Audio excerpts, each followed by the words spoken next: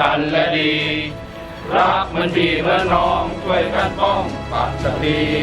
สยามในชาติของเราให้เขา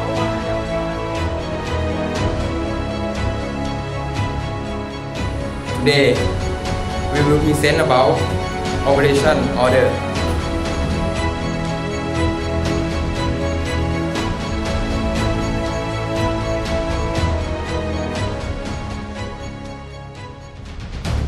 After finishing this party or at 6 a.m.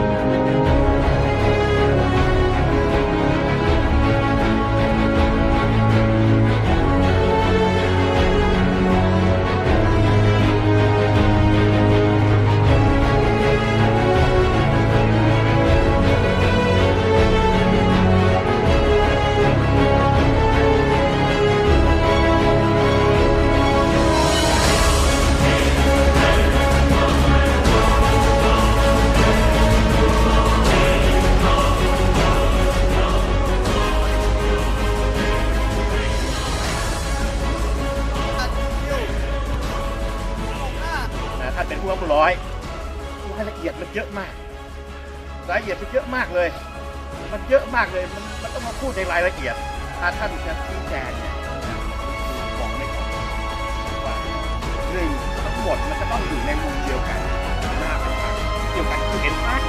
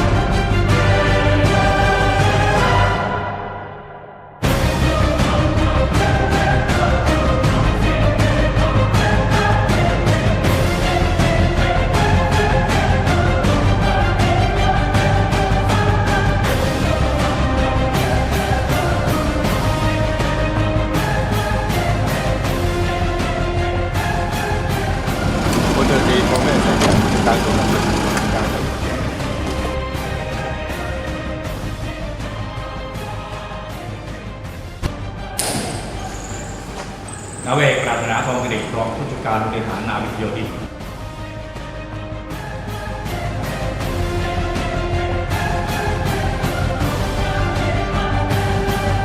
เรื่องทั่วไปเกี่ยวกับการทำงานแล้วก็แนวโน้มของหน่วยราชการแล้วคิดว่าอนาคตรูปร่างหน้าตาของเราจะเป็นยังไงบ้างนะครับคำว่ากินอิ่มนะครับต้องไปดูความสะอาดเรียบร้อยนะดูไปถึงขนาดคนทำกับข้าวนะคนทำกับข้าวเป็นยังไงบ้างคนทำกับข้าวก็แบบเรื่องของสุขภาพสุขอนามัยดีหรือไม่นะครับโรงเลี้ยงก็โรงครัวน้ำเน่ารอบบริเวณอะไรอย่างเงี้ยไม่ใช่นะครับเพราะฉะนั้นกินอิ่มก็ไม่กินอิ่มผมเนี่ยมันต้องแบบนั้นนะครับส่วนของท่านถ้าว่าท่านเป็นผู้หมวดผู้กองอยู่กับทหารท่านก็ต้องไปดูนะครับค่าทะเบียนให้มา70 บาทให้ฐานกิน30-40ที่เหลือเข้ากระเป๋าตัวเองอย่างเงี้ยมันก็ไม่ใช่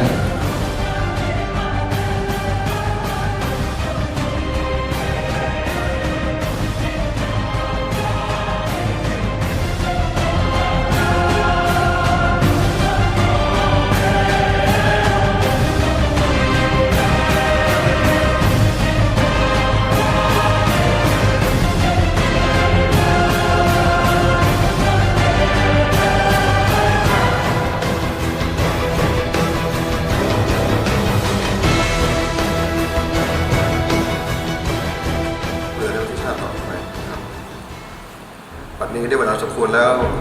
ผมขอเป็นการอบรมหลักสูตรชั้นเรือพัฒนาวิทยาลัยโรงเรียนมัธยมประจำปี